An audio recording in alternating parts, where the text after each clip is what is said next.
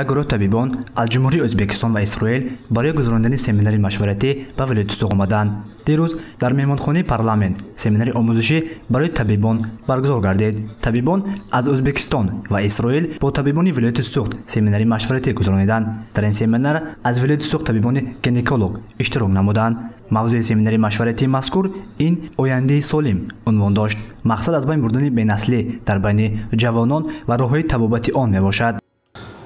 Есть нужда в том, чтобы люди получали качественную, правильную медицину по вполне адекватным финансовым ценам.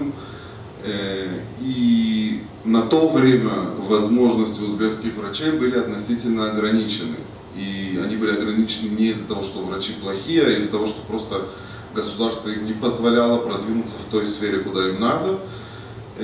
Мы начали обучать сначала репродуктологов, эмбриологов. И вот в 2021 году мы открыли двери нашего центра после 2 лет обучения тех врачей. Они практиковали, но центр еще на то время не существовал физически.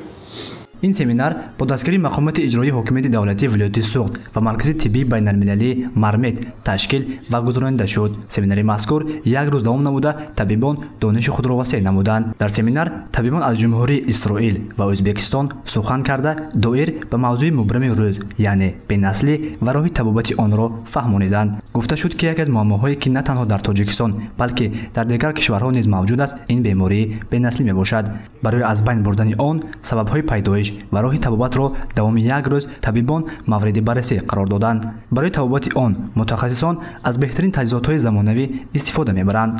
Артур Араратович, табиб аз ҷумҳурии Ӯзбекистон, мегӯяд ки ҷавонон ба ин масъала беэътиборӣ нишон дода табобат намекунанд ва ин метавонад оқибати нохуш ба бор орад. Начинается сразу клеймирование женщины, начинается ее обвинение во всех смертных грехах, в том, что она не может забеременеть и родить, и тем самым мы получаем распад семьи. И это острая достаточно проблема, я повторюсь, как в Узбекистане, так и в Таджикистане. Поэтому хотелось бы отметить, что такие пары должны быть проконсультированы правильно, должен быть специально, наверное, обученный все-таки врач-репродуктолог, который должен обоим супругам, как женщине, так и мужчине, объяснять всю проблему в их диагнозе, так скажем, найти эту проблему и попробовать вместе с этой парой преодолеть эту проблему. семинар ба таври саволу ҷавоб гузаронида шуд. табибони тоҷик ба саволҳое ки доир ба ин беморӣ нофаҳмо буд давоми як рӯзи семинари машваратӣ посух гирифтанд. дар ин семинар зиёда аз 35 нафар гинекологон аз ҷумҳурии Тоҷикистон иштирок намуданд. дар семинари мазкур табибон ба хулоса омаданд ки барои муайян намудани ин беморӣ бояд мард ва зан аз ташхис гузарад, яъне метавонад мушкилӣ дар ҳар ду ҷониб бошад. ин бемориро дар муддати кӯтоҳ бо усули нав ба роҳ монда табобат карда мешавад. ба худ муолиҷа даст зананд, сари вақт ба беморхона муроҷиат кунанд, мегӯяд табибон. мавзӯи асосии ин